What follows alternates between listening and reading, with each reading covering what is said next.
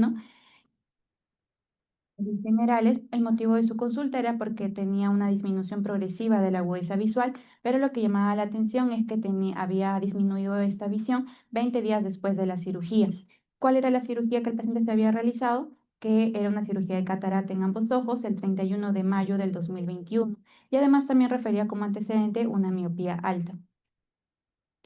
Ahora, al momento de evaluarlo al paciente, se observa que tenía una agudeza visual en ambos ojos de MM y pues acá les voy a presentar el video que se realizó al momento de evaluarlo con la lámpara hendidura. Ahí un ratito, Vanessa. Ahí solamente como estamos viendo la imagen, una foto clínica, ¿alguien puede comenzar así nomás a describirnos qué aproximadamente está viendo? Carlos. Bueno, es una foto clínica panorámica de ambos ojos. En la foto de la izquierda se observa un corte sagital donde muestra la córnea, la cámara anterior y parte del iris. Eh, Al parecer, es pupila dilatada. Un detalle más, bueno, la cámara está amplia, no hay ningún.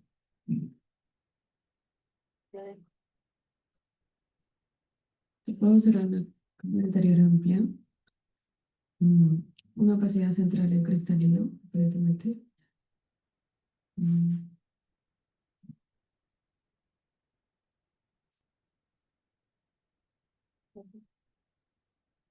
Sí, como comenta, se ve una opacidad capsular. Pareciese que fuera el resto de lo que quedó de la cápsula anterior.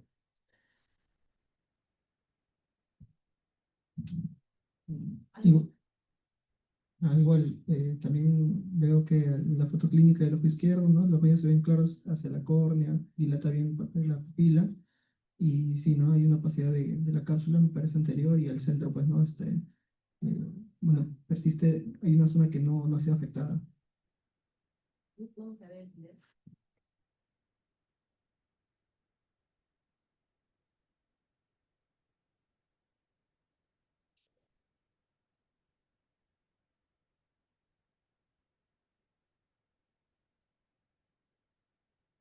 ¿Y tú ves algo más? El video ahora que está haciendo ya el barrido de todo. Algo más que tiene atención aparte de la opacidad de la cápsula. La opacidad viene desde la periferia hacia el centro. Mm, mm, Ángel. Además de la opacidad, algo más te llama la atención, ¿se puede ver algo más? Me pareciera que hay como unas como bandas que están intentando como traccionar y quizás eso impida que haya, no sé, el paciente que cuando no estaba dilatado, no sé cómo habrá estado previamente, pero pareciera como que estuviera reaccionando. ¿Dónde sale el banco? ¿Dónde sale el banco? O sea, puedes pasar el video, ¿no? Eh, ahí donde está la zona nasal hacia adentro. Ya. Bandas, te refieres a esos trapos blancos gruesos. Ya. Bandas fibrosas, ya. Listo. ¿Algo más? ¿Alguien me llamó la atención? Rafael.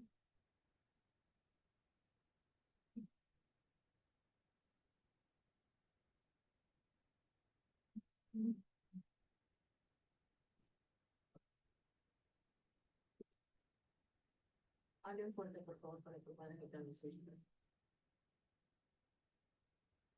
Que la parte de la opacidad se respeta la parte central. Mm, En en ambas imágenes, la parte central está clara, ¿no? A comparación de toda la banda fibrática que la rodea. No se ve la sal. Entonces, lo que vemos es una foto clínica con video de ambos ojitos. Vemos que, bueno, en el segmento anterior apreciamos que la córnea es transparente. En este caso, el paciente ya está en evaluación con dilatación. Se ve, como todos ustedes han mencionado, una banda, unos tractos fibrosos, una opacidad de la cápsula, sobre todo a nivel anterior, y una apertura central que vendría a ser la rexis, ¿no? Entonces, evaluando a este paciente así, si vemos a detalle ya en el video y en la retroiluminación, se pueden dar cuenta de esas como bandas gruesas que vendrían a ser, ¿qué piensan? Las ápticas del lío, exacto. Entonces, las ápticas del lío están como que colapsadas hacia la óptica y cuando vemos que hace el barrido por la periferia, se ven unas pequeñas estructuras lineales que van desde el borde hacia la periferia que corresponderían a, terminando todo el saco capsular, hacen, pongan el video, ¿vale? Terminando todo el saco capsular, en esa zona de ahí, si ustedes ven, hay un espacio entre la zona de fibrosis y la pupila, ¿no? Y se ven unas pequeñas bandas de lineales, como hilos que van de la cápsula hacia la periferia, que corresponderían a la zónula, ¿no? ¿Con qué se sujeta el saco capsular? A la zónula, ¿no? Entonces, en este caso se puede ver con una dilatación, digamos, no tan marcada, que se pueden ver las zónulas distendidas. Entonces, así solamente con estas imágenes, ¿ustedes ya se atreverían a plantear algún diagnóstico, María Gracia?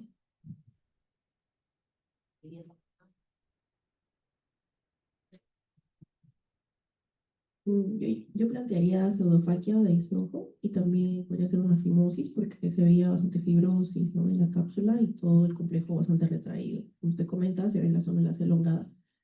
Entonces yo plantearía esos dos diagnósticos por el momento, ¿no? Habría que ver por lo posterior para aumentar el diagnóstico. Miriam, si no fuera, me parece que está muy bien. ¿Qué otras cosas o qué otras causas podrían tener la opacidad? Un diagnóstico diferencial.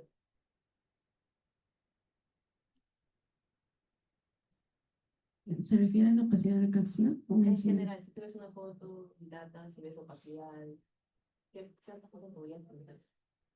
Estamos hablando ahorita de una fimosis. ¿Qué otras cosas podrían? O podrían estar ahí, ¿no? Una membrana también. Membrana, la cápsula posterior, la tensión de raza cortical, ¿no? Entonces, en este caso, el diagnóstico pues es clínico. Tenemos un paciente con pseudofaquia, fimosis capsular. Hemos visto que la apertura central está bastante reducida. No, obviamente ha sido así durante la cirugía, demasiado pequeña, entonces asumimos que había una contracción progresiva. Y ya con estos diagnósticos planteados de pseudofaquia y fimosis capsular anterior, la pregunta es, ¿por qué el paciente hizo fimosis capsular?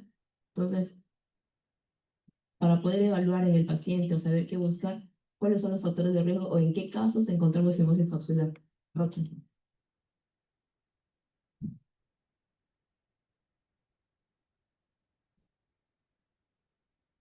En cuadros del síndrome pseudoesquelético podría ser.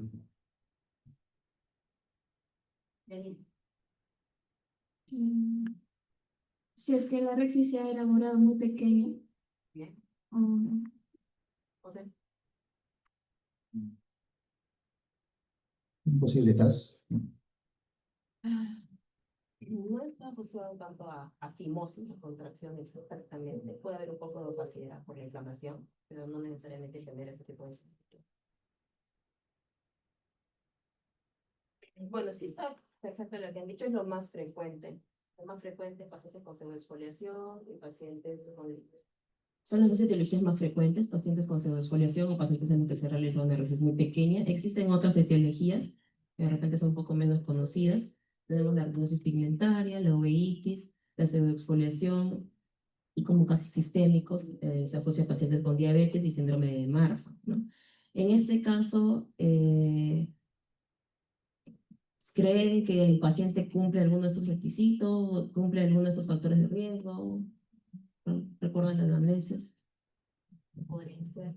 ¿Cuáles podrían descartar? No pasa. El paciente de miope alto, ¿no? ¿Por qué? Pigmentaria. No sabemos. Variantes de hipo, no tenemos el fondo de ojo todavía. Uveitis. Parece que uno tiene uveitis. La cola son transparentes. PEX.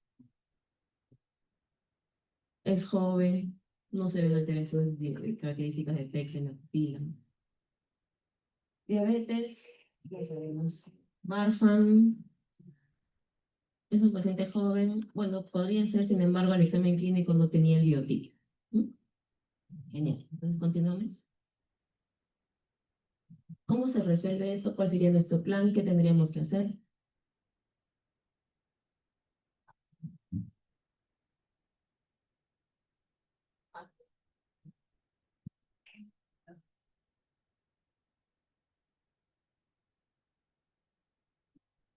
¿Cómo resolvería? Bueno, con tratamiento ya clase esperaría 3 meses que se estabilice bien el lente para poder revisarlo. Y bueno, entonces, En caso que tuviera superado, el paciente ya viene postoperado, ya entonces, ya se podría más realizar. tiempo, ya se está instaurada la contracción y está. Aquí habría que realizar antes de hacer una clase, habría que el paciente evaluaría su demás, pediría Un algo. fondo de, un fondo de ojo, Ya. cuando sé que no se puede observar adecuadamente con opacidad, podría pedir a sus auxiliares para ayudarles con una ecografía. Ya. Unos vernos, ¿Por qué le pidió su demás? ¿Por aquí para descartar lesiones del polo posterior porque no podemos ver el fondo de ojo? ¿Por qué le pedía su demás? Para evaluar la parte de las células que se ve en la imagen. Ya, la UV nos va a ayudar a ver básicamente el complejo saco capsular y el netroculito. La VM nos va a ayudar a evaluar la posición del lente, si hay o no hay mucho tilt, y sobre todo la integridad de las zónulas, ¿no? Es importante. Si está retrayéndose el saco, entonces vamos a entender que las zónulas se están elongando, se tensan, incluso pueden hasta haber debilidades focalizadas, ¿no? Entonces, antes de hacer algún tratamiento, debemos ver cómo está la estabilidad de nuestro complejo. ¿Algo más de casualidad?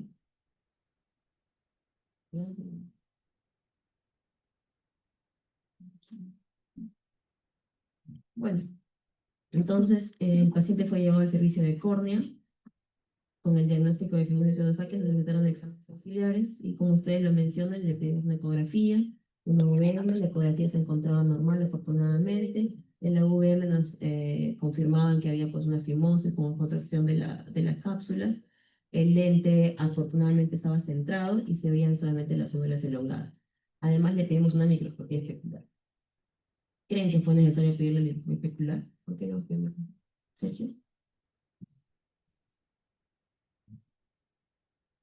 Bueno, igual en el caso de una posible segunda reintervención, ¿Cuál la microscopía especular estaba dentro del límite? Igual la microscopía especular estaba dentro de límites normales. En el caso de una reintervención tenemos que saber cómo está la córnea. Y también existen algunos reportes donde después de la capsulotomía puede haber cierta disminución de conteo, ¿no? Y de todas maneras tenemos que entrar con todos esos datos. Entonces, en este caso era un caso ya un poco avanzado. El tratamiento se realizó en etapas. Se hicieron varias sesiones, ¿no? Y vamos a ir viendo ahí cómo cambia la agudeza visual de acuerdo a las sesiones de capsulotomía. Se realizaron 2 sesiones de capsulotomía anterior en cada ojo y finalmente se terminó con una capsulotomía posterior. Vamos a ver cómo fue la evolución clínica.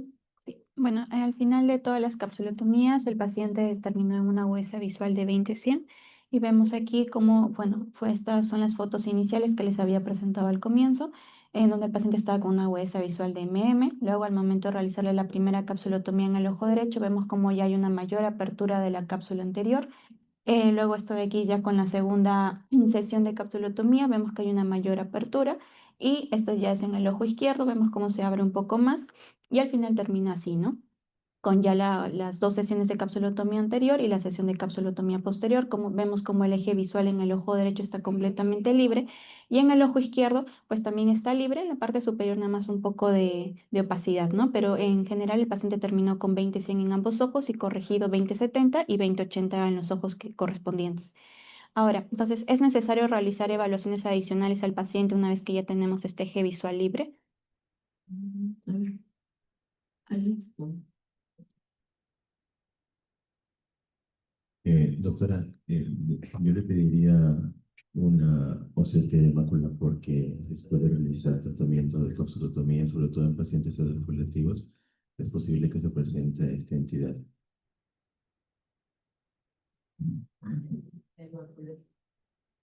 Está muy bien, hay que hacer una evaluación de la mácula, la inflamación que se puede liberar y el posible edema. La pregunta es, antes de hacer el OCT, ¿le harías algo al paciente? ¿Realizarías alguna otra evaluación? Diego.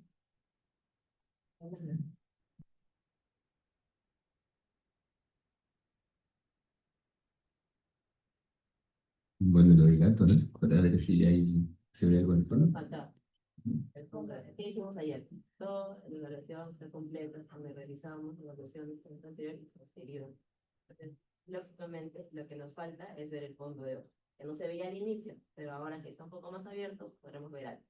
Entonces, el fondo de ojo. Ujú. En el fondo de ojo, y además ampliando la anamnesis, el paciente refería que por las noches veía un poco menos. Entonces, al momento de hacer el fondo de ojo, se observa que había espículas óseas en retina periférica y el paciente es derivado luego a retina, donde se observa que había un MER en el ojo derecho y además se corrobora las espículas óseas y pues da el diagnóstico de retinitis pigmentosa. Además, se le realiza una interconsulta glaucoma, quien solicita campo visual y pues se corrobora, ¿no? Como la parte periférica, el paciente en ambos ojos no tenía visión más que en la parte central, ¿no? Por eso es que incluso aún con añadiendo a esto la fimosis capsular, que el paciente pues también presentaba una disminución en la parte central, pero luego del Jack láser esta parte central ya se vio liberada. Entonces, aquí vemos que es importante realizar la evaluación completa.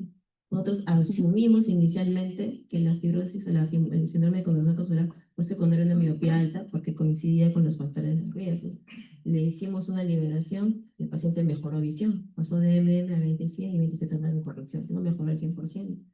Hacemos el examen de fondo de ojo, sí se le realizó una tomografía de mácula, afortunadamente no había alteraciones de tipo de edema, pero sí encontramos uso de membrana retinal. Entonces, miren qué importante es completar el examen. Entonces aquí, ampliando el análisis del paciente, como dice Vanessa, se acordó cuando vimos el examen, señor, seguro no había nada, bueno, sí, antes veía mal de noche. Entonces, eso es muy importante y cuando completamos ya los estudios con retina y el servicio por glaucoma, vemos que el paciente tenía muy poca visión central, ¿no? La afectación era bastante avanzada de la arteria pigmentaria y el paciente tenía casi visión tubular. Entonces, igual después este paciente tiene que pasar al servicio de rehabilitación y baja visión, ¿no? Entonces, ese es el caso clínico que le hemos presentado. Ahora Vanessa ya va a presentar una pequeña revisión de la literatura con respecto a esto.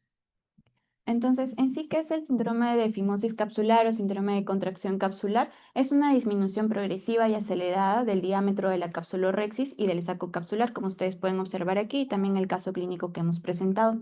En general, ¿cómo es que se produce esto? Porque en la cápsula anterior tenemos presente las células A y en la cápsula posterior las células C. Las células C, en términos generales, son las responsables de la opacificación de la cápsula posterior. Y en cuanto a la opacificación de la cápsula anterior, pues aquí intervienen las células A, las cuales deberían ser removidas normalmente durante una capsulorhexis, pero en algunas ocasiones permanecen todavía en el borde de la capsulorhexis. Y cuando estas son influenciadas, ya sea por el trauma mismo de la cirugía o porque están en un contacto directo con el lente intraocular, pues generan un cuadro inflamatorio y esto altera la barrera hematoacuosa, la cual pues está formada por el epitelio no pigmentado del cuerpo ciliar, por el estroma y el endotelio, y tienen un epitelio fenestrado que impide o regula el paso de ciertas sustancias de los vasos sanguíneos hacia el humor acuoso y luego hacia el humor vítreo. Entonces, cuando ocurre esta alteración de la barrera hematoacuosa, se permite más paso de estas sustancias o citoquinas proinflamatorias como la interleuquina 10, la actina del músculo liso alfa y también el factor transformante beta 2. Este de aquí lo que hace es que inhibe a las células A y induce también su apoptosis. Pero como hay una alteración de la barrera hematoacuosa, pues impide que éste atraviese esta barrera y por ende las células A proliferan y entonces va a haber una metaplasia de estas células epiteliales y a qué se van a convertir a miofibroblastos.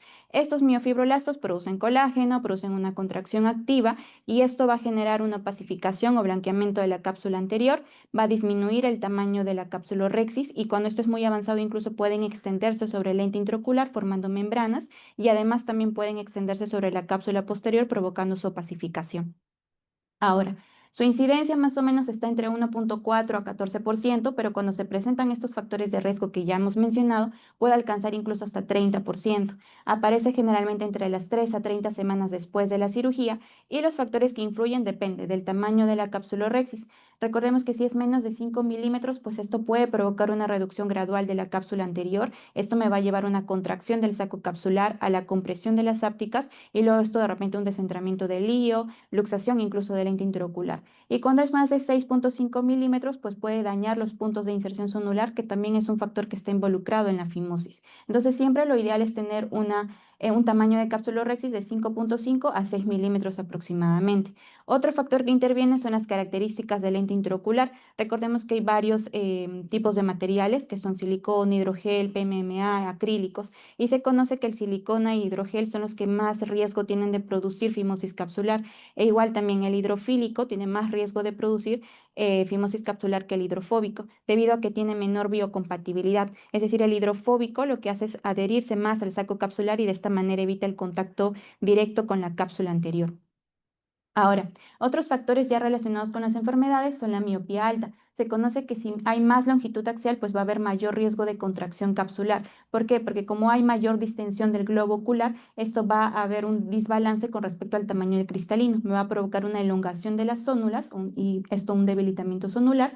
Y también los pacientes con miopía alta se ha descrito que hay mayor liberación de factores de crecimiento. Y estos dos factores ya hemos visto que se relacionan con el cuadro de fimosis capsular. En cuanto a la retinosis pigmentaria, que era el factor de riesgo que tenía nuestro paciente, pues aquí sabemos que hay una degeneración de la capa de los fotorreceptores, especialmente de los bastones. Esto me va a llevar a un estado prooxidante que me va a aumentar la liberación de radicales libres, me va a provocar una peroxidación lipídica y esto la liberación de citoquinas proinflamatorias, que ya expliqué cómo es que intervienen en el desarrollo de la fimosis. Otros cuadros son la uveitis, ya que si esta inflamación alcanza el cuerpo ciliar, también me va a llevar a citoquinas proinflamatorias que me van a alterar la barrera hematomucosa y va a haber mayor pase de estas sustancias.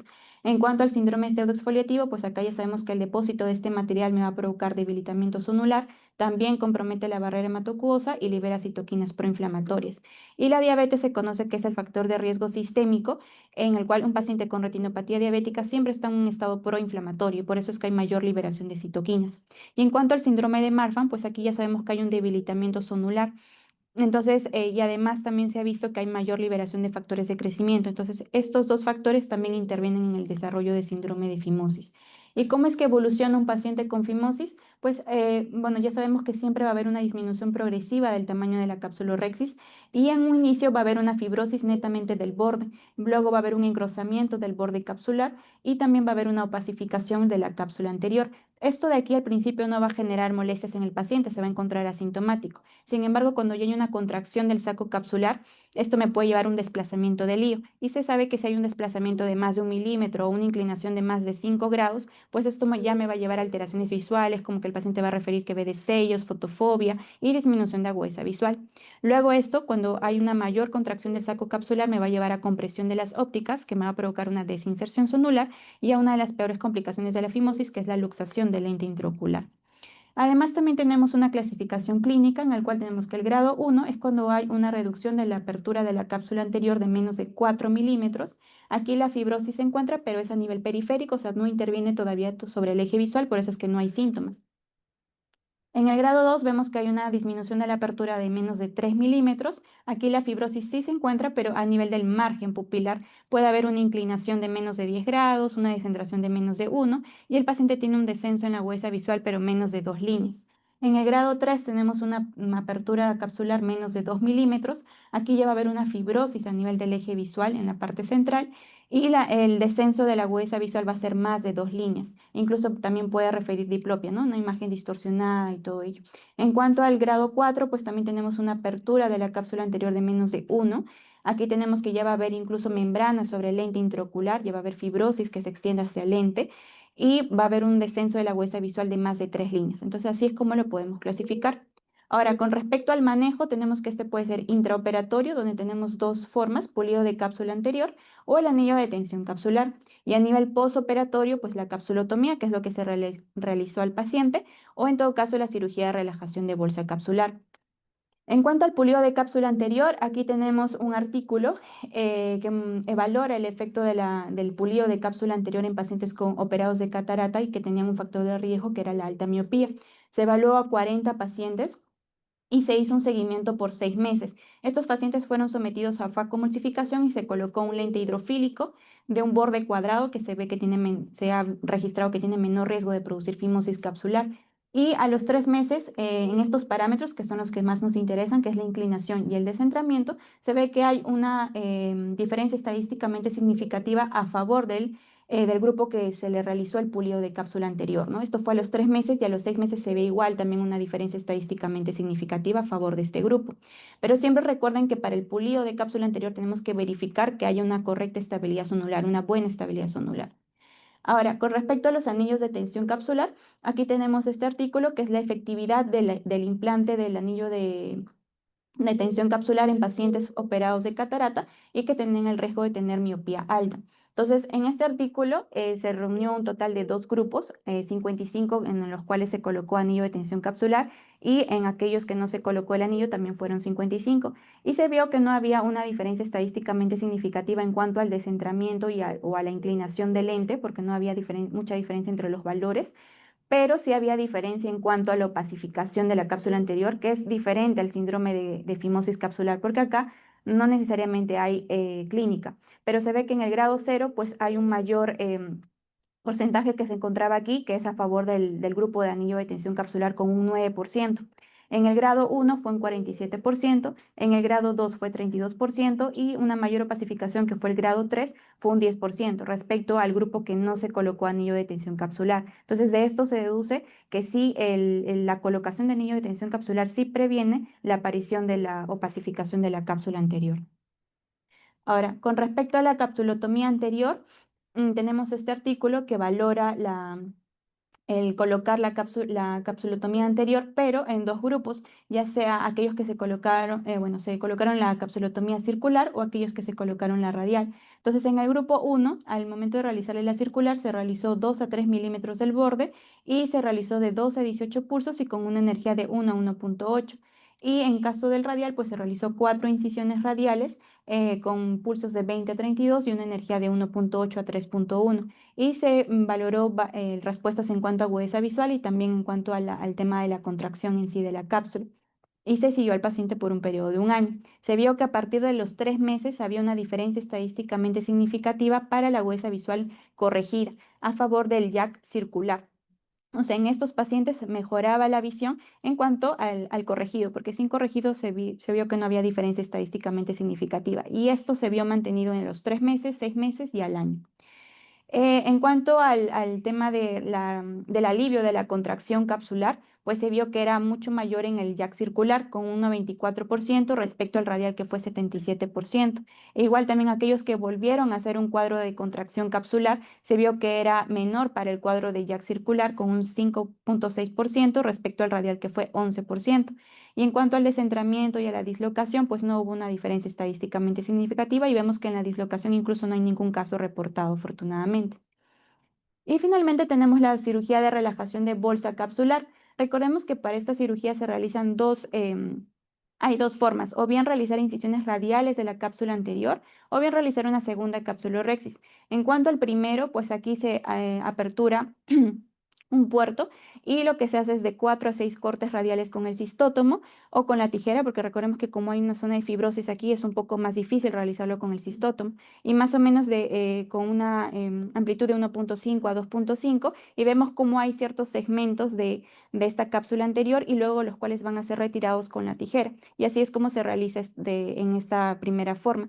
Y luego en la segunda capsulorhexis pues va a ser un poco más complicado que cuando se realiza una faco normal, una capsulorhexis, porque acá ya hay fibrosis sobre la cápsula anterior, pero netamente es realizar una incisión o un corte a nivel central, luego se dobla como una especie de servilleta y se va corriendo, ¿no? Y se va cortando con la tijera para poder ayudarnos.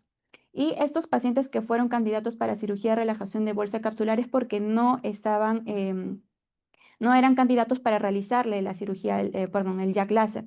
Entonces, ¿y cuáles serán esos criterios? El artículo lo resume en estos. Una apertura capsular cerrada o que tenga menos de 1.5 milímetros, una cápsula anterior gruesa de más de 1.5 milímetros, un descendramiento del lío, que presente leucomas corneales que impida la visualización para el Jack láser, que presente nistagmus o una poca colaboración del paciente.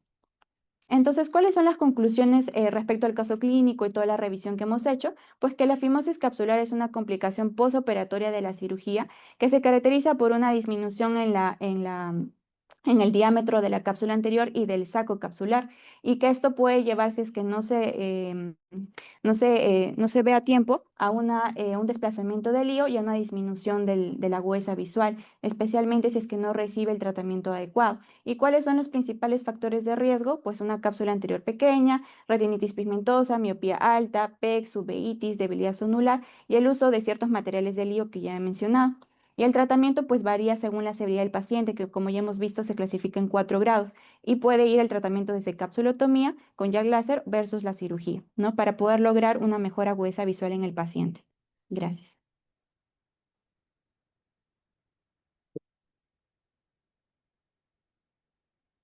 Muchas gracias, Vanessa, por tu exposición. Si tienes alguna pregunta.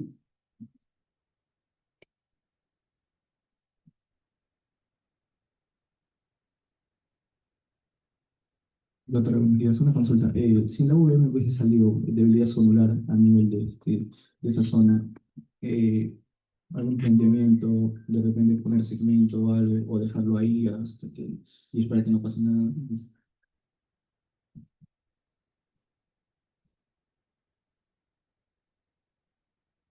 Bueno, como mencionó Vanessa, cuando hay poca estabilidad en complejo, intentamos no realizar capsulotomías con láser, porque podemos manipular más.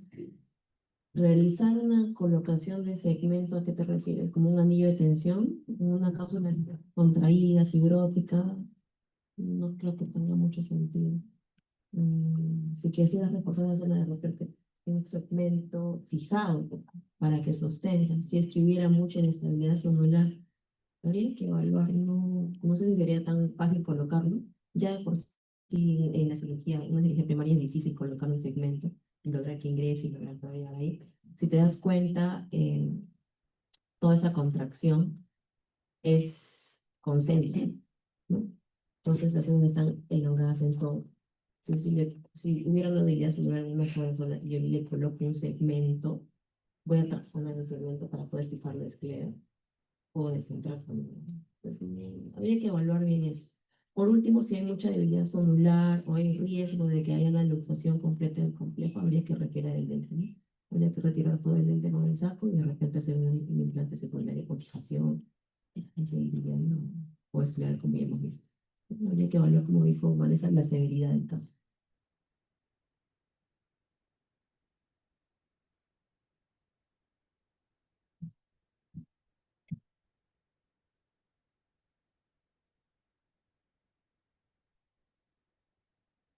Mm.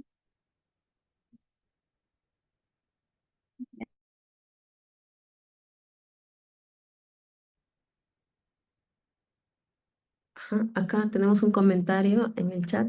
El doctor Ruiz nos recuerda que siempre debemos pedir la microscopía especular luego de realizar el procedimiento. Como les mencioné en algunos reportes, tenemos disminución de recuento endotelial luego de los procedimientos con Jack láser. En el caso del paciente mencionamos que estaba normal antes del procedimiento. No sé si, no recuerdo si lo mencionamos. Después del procedimiento también se le realizó una microscopía especular y afortunadamente no había disminución del recuento. Bueno, chicos, en horas del tiempo, les agradezco por su asistencia el día de hoy. Nos vemos el día de mañana.